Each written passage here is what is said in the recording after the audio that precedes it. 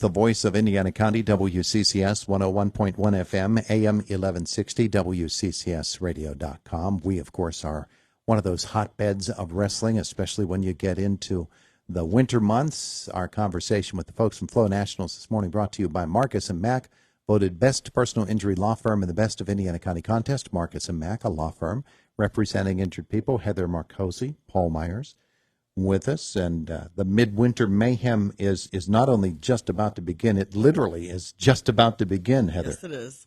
Yeah, this is getting underway at 9 o'clock this morning at the KCAC? Actually, wrestlers are arriving right now. We start wrestling at 10:30 this morning. 10:30 this morning. Man, so yeah, everybody's getting there. And there are a number of different categories. Now, Mid-Winter Mayhem, what kind of wrestling are we talking about here? Youth wrestling, I'm assuming? No, this is high school. This is high school? This is boys and girls high school. Mm-hmm. Wow.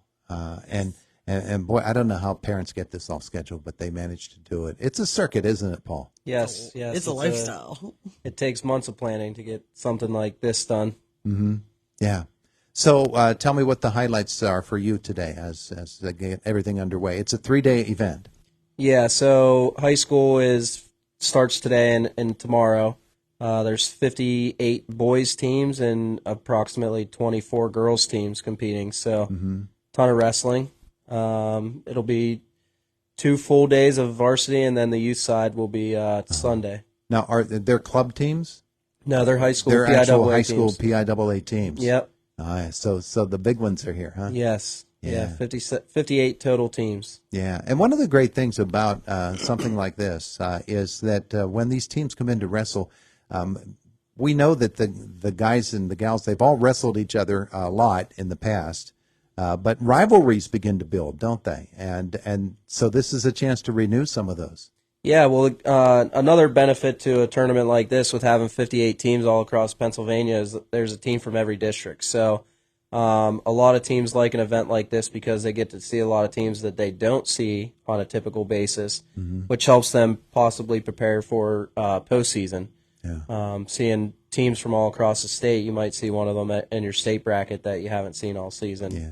And I'm sure that you look forward to certain teams that you say, this is one that we're going to be meeting them when the tournament gets here. And so let's get a little early read on them here. Yeah, absolutely. Yep. Yeah. So that is going to be happening. Heather, this event has grown, and the KCAC really is the ideal place to watch wrestling, isn't it? It's a great venue for wrestling. It's housing the number of mats that we need to have an event this size. We look forward to seeing the kids go out there and do their thing. Yeah, yeah. Now, how many mats will be operating at any given time? We'll be running 10. 10 mats. Mm-hmm. And they'll all fit in the Ed Fry Arena, or they are. It is set to go. Yeah, it is set. Man, I can imagine the adrenaline rush that this place when the first meets get underway or matches get underway, Paul. I'm guessing everybody zeroes in right away. Oh yeah, I mean there's a lot of good early round matchups that don't typically happen at that scale at a lot of tournaments. So yeah, I mean from the first whistle to the last, I mean there's going to be it's action packed. So yeah, and are there some? I assume there are. Are there some highlight matches that people say, wait till this guy meets that one? Yeah, I mean there's quite a few of them. There's every weight class has at least 5 of the top 10 ranked guys in the state. Wow. So, yeah, out of all the brackets, there's almost 140 ranked guys in the state. So, across 13 weight classes. Few number ones, I would guess. Oh, yeah. 8 number ones. There's like 30 top 10s. I mean, it's pretty legit. Yeah. Are there teams from our area that'll be in, Heather? United joined. Yeah, Chestnut Ridge. Bishop McCourt, Marion Center, Pencambria, Kiski, Central Cambria. I mean, there's a lot of District 7 teams, District 6, District 5. Yeah. 9, 10 with this area. Yeah. Wow. And as I said, it's a great event because you see wrestling of all kinds. I mean, you've got girls, boys. Yes. And over the weekend, you'll get the youngsters on the floor, on the mats as well. Yeah. I would guess that would be a lot of fun to see because you can watch these kids who have been watching some of the bigger kids wrestle, and all of a sudden they get their chance, and they can't wait to go.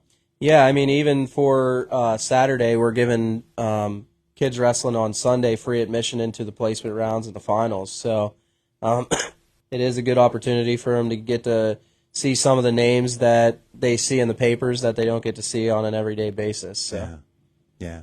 Oh, it'll be great. It'll be great. Heather, tell me about admission to the event. I know that you'd love for people to just come out and spend the day.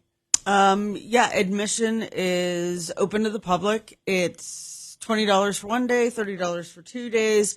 Finals are $5. Finals start, I think, at 3:30 tomorrow, and every single match is going to be a show. Yeah. And for $5, if you're looking for something to do on a Saturday afternoon, it is not a bad choice. No, absolutely. It'll be a lot of Nope. fun. A lot of fun. The organization itself really does well by the kids that are coming, and We turns work it into hard. a special event for them. We work pretty hard. We work all year long on these events, yes. Yeah. Paul, when you talk wrestling in Indiana, or rather in Pennsylvania, and you're looking at years, I know that sometimes we'll look at a football or a basketball season and we'll say the competition isn't as sharp this year as it was last year, or it's sharper this year than it's been for a while. There are some really good teams. There are some really good ball players, in this case, wrestlers. Does it work that way in wrestling too? Yeah, for the most part. You'll have your teams that'll go through ebbs and flows, and then you also have your powerhouses that are good every year. Yeah. It's the same way in every sport.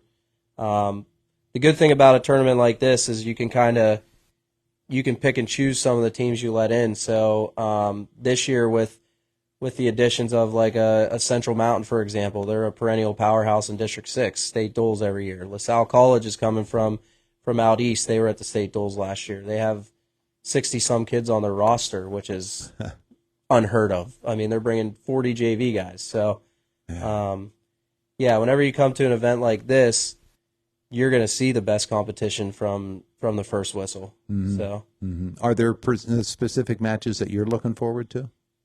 every single one of the placement matches. I mean, there's weights that have 13, 15 guys that are ranked in the state. Yeah. Like 107, for example, I mean, they have 8 of the top 10 in the state. Wow. So, I mean, they're going to see each other in the quarterfinals. There's going to be kids that are ranked in the state that don't even place at the tournament. I mean, it's one of the toughest in Pennsylvania now. That's going to be really, really interesting. I know from somebody who's a pro watching this, because there are people that go to events like this that see a lot of wrestling. That I would guess that there are going to be some upsets that surprise even them. Oh, absolutely. It'll happen all weekend. Yeah. All weekend. Yeah. Heather, one of the big things about this as well is when you're putting something like this together, the Mid-Winter Mayhem, again, by the way, it's at the KCAC starting this morning and running all the way through Sunday, is it takes a lot of people to make it happen, and it takes officials. Yes. There are some dedicated folks who really give up a substantial portion of their weekends, in this case, but of their months, wrestling months. And, They do. and They they're there. love the sport. We have a great group of officials. I mean, we tend to travel with the same ones all the time, and they're just a really good group of guys and a great group of officials. Yeah. And I mean, it's important to have a great event. You have to have great officials. Yeah. Yeah. There can't be any question marks. KCAC as a venue, of course, is a wonderful thing to watch practically anything. I'm interested, though, you said there will be 10 mats going today. Mm-hmm. How do the mats get here? They We don't- bring them. You bring them with you. Yeah, we have the mats. Last night, How many trucks does it take? it's actually not as much as you would think. Really? And we do this so often. From start to finish, that place was done in 4.5 hours. I mean, we're like roadies now. It just seems to me like you'd take log trucks in order to get the mats taken from place to place. Those are big and Sometimes when heavy. we travel, they are heavy. Sometimes when we travel, we definitely are sight coming down the road. But luckily, this one's not too bad since it's close by. We don't make such a scene. Yeah. Yeah. Well, it's going to be a great night, a great day, and 3 days at the KCAC, and folks are invited. Stop by and get your ticket to the box office, right? There will be people right out front taking care of the gate. Oh, nice. Yep, super easy. Nice. In and out. Very good. Very good. Hey, thanks both for coming in to visit with us Thank you again. for having Thank you for us. having We us. really appreciate it. We're always happy to see you, always happy that Mid-Winter Mayhem in this case, but to see the Flonationals come back to the KCAC is a beautiful thing. It's 8:21 in the morning. It is Indiana in the morning on WCCS 101.1 FM, AM 1160, and WCCSradio.com. Coming up, a couple of moments, CBS Sports. We need to get our health cycle in here this morning, though. Sarah Lee Kessler is here, and she's got the health beat. Lisa Brady has the house call.